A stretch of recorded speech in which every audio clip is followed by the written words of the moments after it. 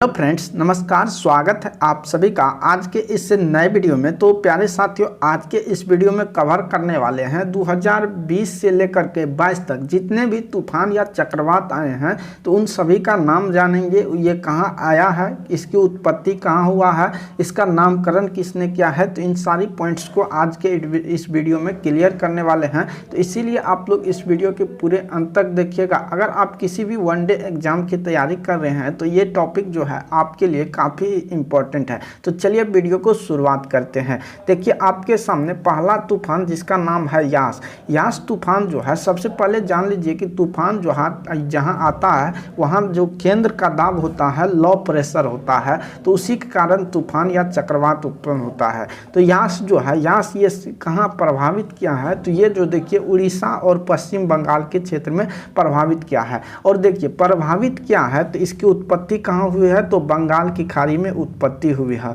और इसका नामकरण जो है ओमान ने किया है। जैसे कि आप लोग जानते हैं कि भारत की दक्षिण भारत का कुछ इस तरह से मैप है। तो ये जो है क्या है, एक भारत का, जैसे कि ये पूर्वी भारत है और ये पश्चिम भारत है। इस साइड क्या है, इस साइड बंगाल की खाड़ी है और इस साइड अरब की सागर है। तो जो भी तूफान अगर बंगाल की खाड़ी, उड़ीसा या सारी इस साइड जो भी तूफान आएगा तो वो कहाँ आएगा, वो बंगाल की खाड़ी में आएगा। जो तूफान इस साइड आएगा वो उसको ध्यान में रखिएगा कि वो जो है हमेशा किस अरब सागर में आने वाला है। तो इन पॉइंट्स को आपको मैं इस वीडियो में एक कंसेप्ट के तौर पर क्लियर कर दिया हूं, इतना को आप लोग ध्यान में रखें। देखते हैं अगली तूफान की। और अगला तूफान आपके सामने है जिसका नाम है तोकाते, जो कि काफ़ी महत्वपूर्ण है। कई बार ये एग्जाम में पूछा गया है।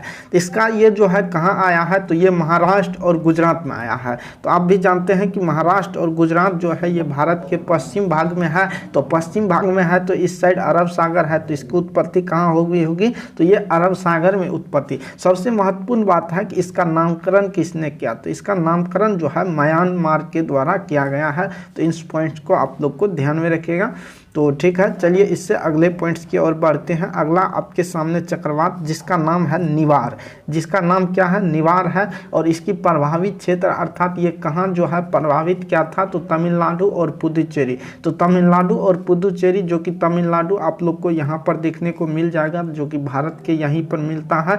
और तमिलनाडु राज्य ये जो है किस सागर में है, ये बंगाल की खाड़ी में स्थित है। तो ये तूफान की उत्पत्ति कहाँ हुई होगी, तो ये बंगाल की खाड़ी में उत्पत्ति हुई है। लेकिन अगर पूछेगा कि इस निवार, इसका नामकरण किसने किया है, तो ईरान को आप लोग ध्यान में रखिएगा। चलिए अगली तूफान को देखते हैं। अगली तूफान आपके सामने है निसर्ग।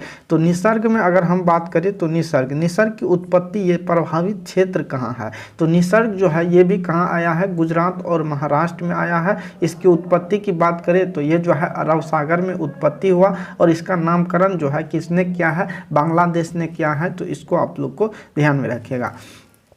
चलिए अगली तूफान को देखते हैं। आपके सामने तूफान जिसका नाम है अम्फान। अम्फान तूफान जो है ये, इसकी उत्पत्ति की यानी कि प्रभावित क्षेत्र जो है ये कहाँ है, तो ये जो है उड़ीसा और पश्चिम बंगाल में है। लेकिन इसकी उत्पत्ति कहाँ हुई, तो बंगाल की खाड़ी में। और इसका नामकरण जो है थाईलैंड के द्वारा किया गया है। चलिए बढ़ते हैं अगली तूफान की ओर देखते हैं, जो कि अगला तूफान आपके साथ है, जो कि जिसका नाम गुलाब है। तो ये जो है कहाँ प्रभावित किया है, तो उड़ीसा और आंध्र प्रदेश ये भाग में प्रभावित क्या है। तो उड़ीसा भी किस साइड है, बंगाल की खाड़ी में है। तो इसकी उत्पत्ति भी कहाँ हुई होगी, बंगाल की खाड़ी में। और इसका गुलाब जिसका नामकरण किसने किया है, पाकिस्तान के द्वारा जो है इसका नामकरण किया गया है। चलिए देखते हैं अगली तूफान, जो कि है शाहीन तूफान है। तो शाहीन जो है इसका देखिए नामकरण किसने, नाम जो है शाहीन है। ये प्रभावित कहाँ किया है, ईरान और कतर में। ईरान और कतर जो कि भारत के इस साइड यानी कि अरब सागर में पड़ता है।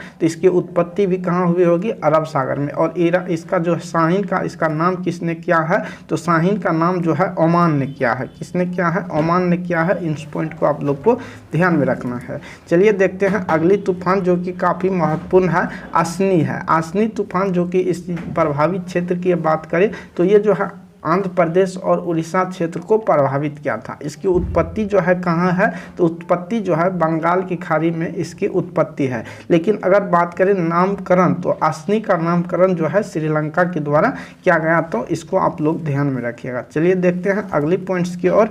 अगला तूफान जो कि आपके सामने है सितरांग तूफान है। ये प्रभावित क्षेत्र बांग्लादेश को प्रभावित किया है। तो स्वाभाविक सी बात है कि ये जो है उत्पत्ति इसकी बंगाल की खाड़ी में हुई होगी और सितरांग का जो नामकरण है ये थाईलैंड के द्वारा किया गया है। तो ये सारी पॉइंट्स जो कि आप लोग को रहा 2020 से लेकर 22 तक जितने भी चक्रवाती तूफान आया है, तो इन सारी पॉइंट्स को आप लोग ध्यान में रखिएगा। ये सारी पॉइंट्स जो है आपके वनडे एग्जाम की दृष्टि से काफ़ी इंपॉर्टेंट